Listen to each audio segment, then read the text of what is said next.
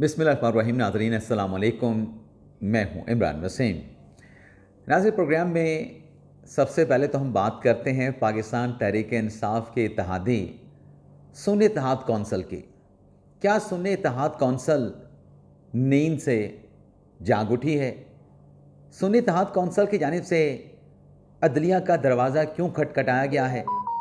किस मामले पे दरवाज़ा खटखटाना था और किस मामले पे सुन्नी इत्तेहाद कौंसिल अदलिया के दरवाज़े पर पहुंची है और दस्तक दी है?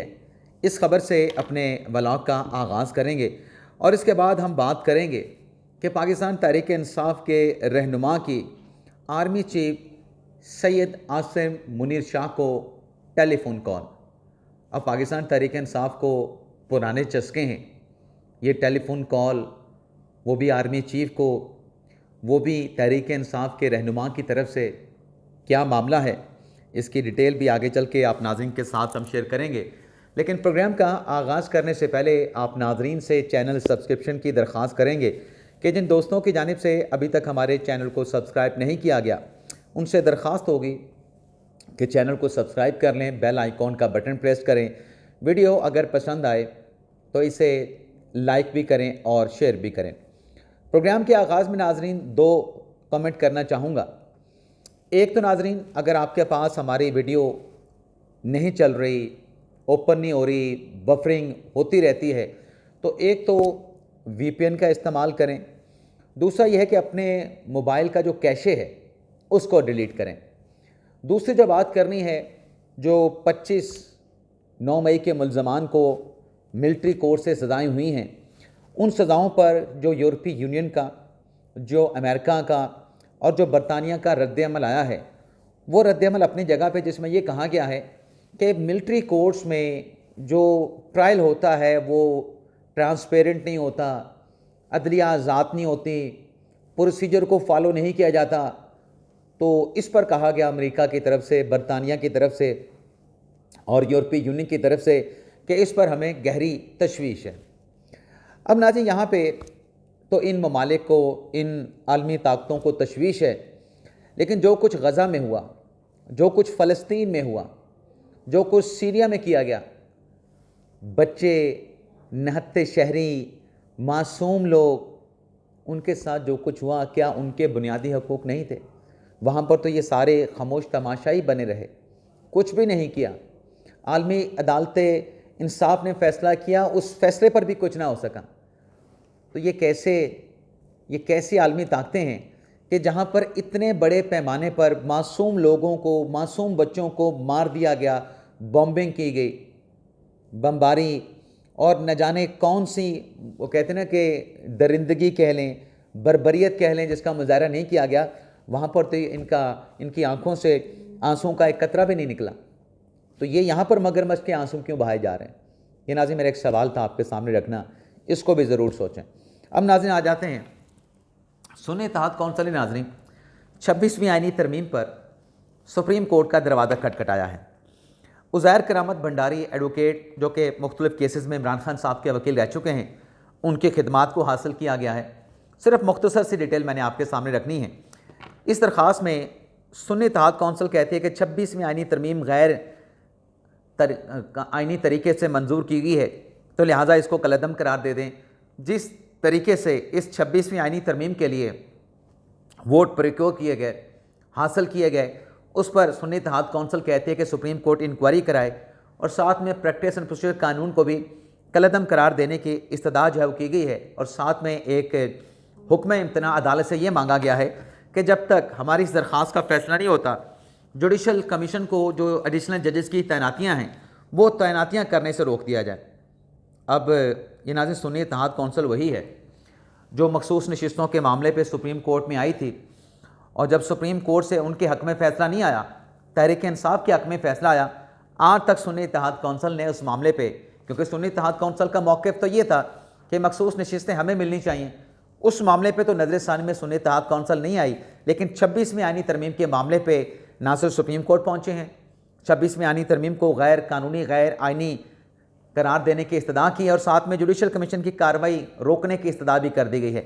लेकिन आज इसी के पैरेलल जुडिशल कमीशन की तरफ से पांचों हाई कोर्ट्स में कोई 38 एडिशनल जजेस की नॉमिनेशन तलब कर ली गई हैं। यानी सुन्नी इत्तेहाद काउंसिल कहती है कि जुडिशल कमीशन में के ज़रिए नए जज ना लगाए जाएं पांचों हाई कोर्ट्स में, लेकिन जुडिशल कमीशन ने पांचों हाई कोर्ट्स में, सिंध हाई कोर्ट में, इस्लामाबाद हाई कोर्ट में, लाहौर हाई कोर्ट में, पेशावर और बलूचिस्तान हाई कोर्ट में 38 नए एडिशनल जजेस के लिए नॉमिनेशन तलब कर ली हैं।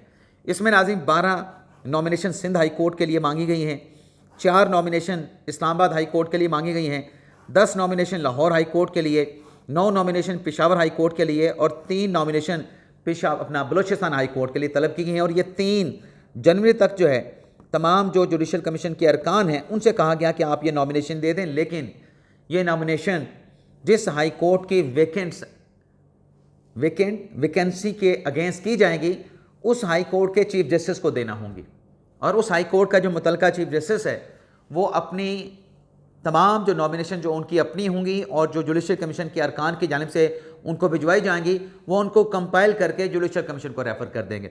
ये 3 जनवरी की नाज़रीन डेडलाइन है। तो देखते हैं नॉमिनेशन आने के बाद जुडिशल कमीशन का जो इजलास है वो कब जो है जुडिशल कमीशन की जानिब से चीफ जस्टिस यही अफरीदी की जानिब से जो है वो समन किया जाता है। वैसे नाज़रीन 14 साल के बाद जो जुडिशल कमीशन के रूल्स थे उनको अब पब्लिक कर दिया गया है बाज़ाब्ता तौर पे जुडिशल कमीशन की अप्रूवल के बाद। पहले 2010 में रूल्स बने थे जजेस की अपॉइंटमेंट के हवाले से, अब नए जो रूल्स हैं वो हफ्ते के रोज़ 21 दिसंबर को मंजूर हुए थे, लेकिन अब उसका जो हतमी ड्राफ्ट है वो तैयार करने के बाद सुप्रीम कोर्ट की वेबसाइट के ऊपर पब्लिक कर दिया गया है। यानी 14 साल के बाद हाई कोर्ट्स में, सुप्रीम कोर्ट में जजेस की अपॉइंटमेंट के हवाले से जो पुराने रूल्स थे 14 साल पहले वाले उनको चेंज करके नए रूल्स का जो है वो इतलाक़ कर दिया गया है। अब नाज़रीन आ जाते हैं मुज़ाकरात के मामले पे। तहरीक इंसाफ कल बड़ी खुश कि मुज़ाकरात का आगाज़ हुआ है, लेकिन आज मुज़ाकरात के आगाज़ में आप देखें कि हुकूमत ने भी वेलकम किया, लेकिन इस मुज़ाकरात के प्रोसेस को लेके पाकिस्तान तहरीक इंसाफ में बहुत ज़्यादा कशीदगी, बहुत ज़्यादा इख्तलाफात और बहुत ज़्यादा आप यूँ कहें कि खींचातानी चल रही है। रात गए पाकिस्तान तहरीक इंसाफ का इसी मुज़ाकरात के मामले पे एक इजलास हुआ, एक अहम बैठक हुई जिसमें सीनियर क़यादत जैसे उमर अयूब साहब हैं, गौहर अली ख़ान साहब हैं, असद कैसर साहब हैं, शिबली फराज साहब हैं, हामिद रज़ा साहब हैं, बाकी PTI के रहनुमा मौजूद थे। 1.5 घंटे तक नाज़रीन इजलास जारी रहा। अब इस इजलास में एक तो ये नेगोशिएशन हुई कि हुकूमत के सामने क्या मुतालबात रखे जाएँ। वैसे नाज़रीन आपको बताते चलें, मैं आपको किसी व्लॉग में ज़रूर बताऊँगा कि तहरीक इंसाफ के जब मुतालबात तहरीरी सूरत में हुकूमती मुज़ाकराती कमेटी के सामने आएंगे उनका जायज़ा भी लिया जाएगा।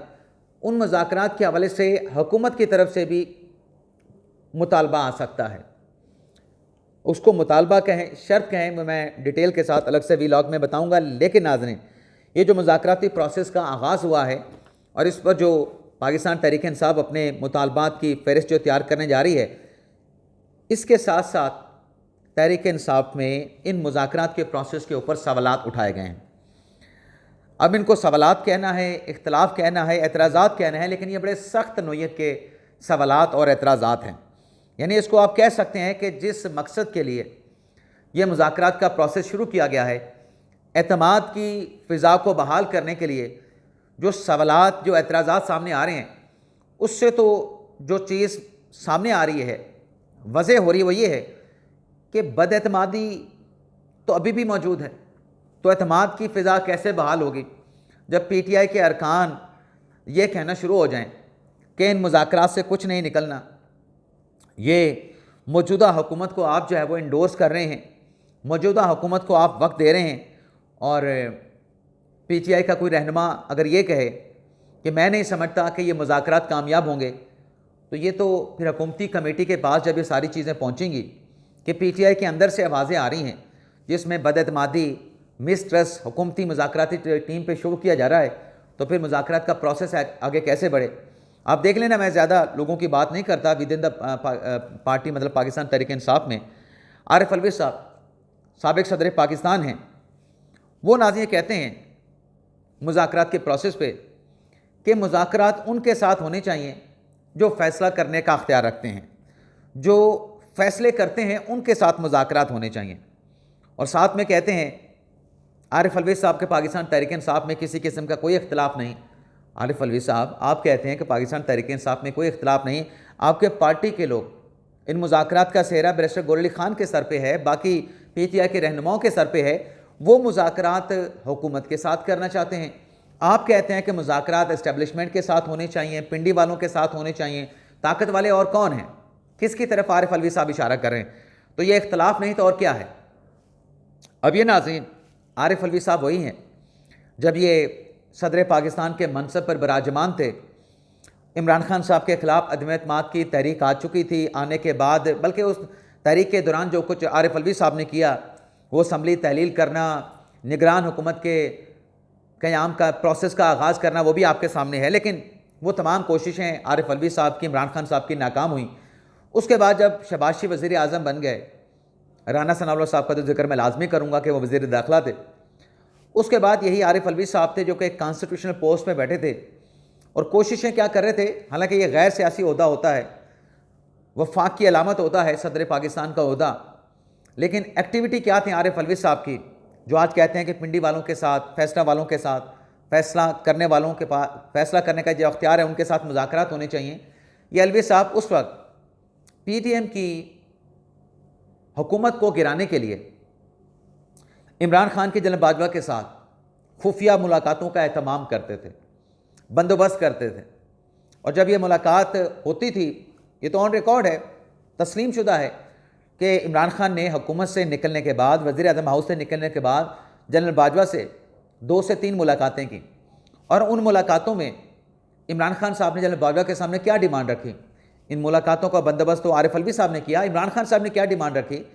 इमरान खान साहब ने डिमांड ये रखी कि ये शहबाज शरीफ को और PDM की हुकूमत को घर चलता करें, इनको घर भेजें, इनको गिरा दें। आरिफ अलवी साहब एक आइनी ओहदे पे होते हुए एक गैर जमहूरी डिमांड, एक हुकूमत का तख्ता उल्टने की साजिशों में, डिमांड में मुलविस थे। अब भी वो रवैया अडॉप्ट किए हुए कि उनके साथ मुज़ाकरात होने चाहिए जिनके पास फैसला साजी का अख्तियार है। तो आपको याद होगा कि यही आरिफ अलवी साहब थे जब बाजवा साहब रिटायर हुए, और बाजवा साहब ने भी इनकी बातें नहीं मानी। इवन के एक्सटेंशन की लालच भी दी गई जनरल बाजवा को, वो भी उन्होंने नहीं मानी। तो आसिम मुनीर साहब जब आर्मी चीफ बने, उससे पहले इमरान खान साहब का लॉन्ग मार्च आर्मी चीफ सैयद आसिम मुनीर शाह की तकरीर को रुकवाने के लिए, और फिर मुख्तलिफ इंटरव्यूज़ में इमरान खान साहब का ये कहना कि आसिम मुनीर को ना लगाएं, और अभी हालिया इमरान खान साहब का स्टेटमेंट कि एक रिटायर्ड शख्स को आर्मी चीफ लगा दिया गया है। तो जब हुकूमत ने, शहबाज शरीफ ने अपने इत्तेहादियों के साथ, अपने भाई नवाज शरीफ के साथ मशवरा करके आसिम मुनीर शाह साहब को आर्मी चीफ लगाने का फ़ैसला किया और एडवाइस सदर पाकिस्तान आरिफ अलवी साहब को भिजवाई कि ये नेक्स्ट आर्मी चीफ होंगे जनरल बाजवा के बाद, तो वो फ़ाइल लेके जहाज़ पे बैठ के इस्लामाबाद से आरिफ अलवी साहब लाहौर रवाना हो गए थे। इमरान खान साहब को जाके वो आर्मी चीफ की अपॉइंटमेंट की तकर्री की फ़ाइल दिखाई। अब हो क्या सकता था? जो कुछ करना था तो इमरान खान साहब कर चुके थे और उनमें नाकाम हो चुके थे उस अपॉइंटमेंट के प्रोसेस को रुकवाने के लिए। तो कहा जी ठीक है, अब हो गया तो हम क्या कर सकते हैं, हमारे पास तो कोई अख्तियार नहीं, हमने तो जो बड़कें लगानी थी लगा ली, जो बड़कें मारनी थी मार ली। तो आरिफ अलवी साहब ने वहाँ पे बैठे बैठे आर्मी चीफ आसिम मुनीर शाह साहब को फ़ोन किया। अच्छा, आर्मी चीफ कह लें या मुजवज़ा नामज़द आर्मी चीफ कह लें, लेकिन वो आर्मी चीफ हो चुके थे। वो वज़ीर आज़म की एडवाइस को वापस भिजवाने का आरिफ अलवी साहब के पास कोई अख्तियार नहीं था। तो आर्मी चीफ को फ़ोन किया जी कि आपको मुबारक हो, आप नए आर्मी चीफ हैं और मैंने इस पर सिग्नेचर कर दिए हैं वज़ीर आज़म की एडवाइस पे, आपकी तैनाती की समरी पे, ये इमरान खान साहब से बात कर लें। तो आसिम मुनीर शाह साहब ने बात नहीं की थी, मैं किसी सियासी बंदे के साथ, किसी सियासी जमात के सरबराह के साथ बात नहीं कर सकता। तो ये तो इनका हाल है। आज भी पाकिस्तान तहरीक इंसाफ वही चस्के ढूंढ रही है जो माजी को इनको चस्के पड़े हुए हैं, खुफिया मुलाकातों के और इस तरह की डिमांड्स के कि इनको घर भेजें, इनको निकालें, हमें इक़्तिदार में लेके आएँ। अब वो पुराने चस्कों वाला दौर नहीं है, अब ये उस चस्कों वाले दौर को तलाश कर रहे हैं। मिलता है नहीं मिलता खुदा जाने। तो अब आप नाज़रीन ये देख लें तो क्या मुज़ाकरात का नतीजा निकलेगा? मुज़ाकरात नाज़रीन जो कह रहे हैं ना बार बार कि कामयाब नहीं होंगे, पीटीआई के अपने लोग एतराज़ात उठा रहे हैं कि इनसे कुछ नहीं मिल सकता, इनके पास तो कोई अख्तियार नहीं, फ़ैसला करने वाले कोई और हैं। मुज़ाकरात नाज़रीन कामयाब हो सकते हैं, लेकिन उसके लिए पाकिस्तान तहरीक इंसाफ को अपनी 9 मई की पोजीशन को चेंज करना पड़ेगा। अगर पाकिस्तान तहरीक इंसाफ अपनी 9 मई की पोजीशन को चेंज नहीं करते तो नवाज शरीफ जो कि इमरान खान के लिए नरम गोशा रखते हैं, वो भी इनके लिए कुछ नहीं कर सकते। पीटीआई को अपने साथ इंसाफ खुद करना है और 9 मई के वाक़े पर अपनी पोजीशन से पीछे हटना होगा, फिर तो कोई हल निकल सकता है, अदरवाइज़ कोई हल नहीं निकल सकता, चाहे जो मर्ज़ी आ जाए, चाहे जहाँ से मर्ज़ी स्टेटमेंट जो है वो दिलवा लें। तो ये नाज़रीन आज का हमारा व्लॉग। लेकिन नाज़रीन जाने से पहले एक और चीज़ मेरे जहन में आई है, ये जो पाकिस्तान में इंटरनेट की सुस्ती का जो मामला है, जिस पर मुतलका जो वफाकी वज़ीर हैं उन्होंने एतराफ़ भी किया कि पाकिस्तान में इंटरनेट की सर्विस अच्छी नहीं है। तो कल बिलावल भुट्टो ज़रदारी साहब ने एक खिताब किया और उसमें बिलावल ज़रदारी साहब ने एक बड़ा ऐलान किया है कि एक तो उन्होंने कहा कि जो इस्लामाबाद में बैठे बाबे हैं उनको पता ही नहीं कि इंटरनेट क्या होता है। बिलावल ज़रदारी ने कहा कि तेज़ तरीन इंटरनेट जो है बुनियादी हक़ बन चुका है और मैं इस बुनियादी हक़ को नौजवानों को, पाकिस्तान के अवाम को दिलाने के लिए डिजिटल आज़ाद बिल पार्लियामेंट में लेके आऊँगा और उस बिल को पास करवाने की जद्दोजहद भी करूँगा। बिल्कुल बिलावल भुट्टो ज़रदारी साहब को बिल लाना चाहिए और पार्लियामेंट से पास करवाना चाहिए। अगर 26वीं आईनी तरमीम वो अपनी कोशिशों से पास करवा सकते हैं तो ये बिल तो सिंपल मेजॉरिटी के साथ पार्लियामेंट से पास होना है, जो कि ज़रूर पास होना चाहिए। लेकिन एक ख़बर ये भी आ रही है कि इंटरनेट स्पीड को बढ़ाने के लिए अफ्रीका से लाई गई कोई 45,000 लंबी कोई केबल है, जिसके साथ पाकिस्तान के इंटरनेट को मुंसलिक किया जाएगा और कहा जा रहा है कि ये केबल मुंसलिक करने के बाद पाकिस्तान में जो इंटरनेट की स्पीड है वो बढ़ जाएगी। चलें ये भी देख लेते हैं कितनी बढ़ती है। लेकिन नाज़रीन इंटरनेट की सुस्ती की वजह से पाकिस्तान में जिन लोगों का रोज़गार कह लें इंटरनेट के साथ वाबस्ता है, उनके रोज़गार का बेड़ा गर्क होकर रह गया। इजाज़त चाहते हैं नाज़रीन, अल्लाह हाफ़िज़।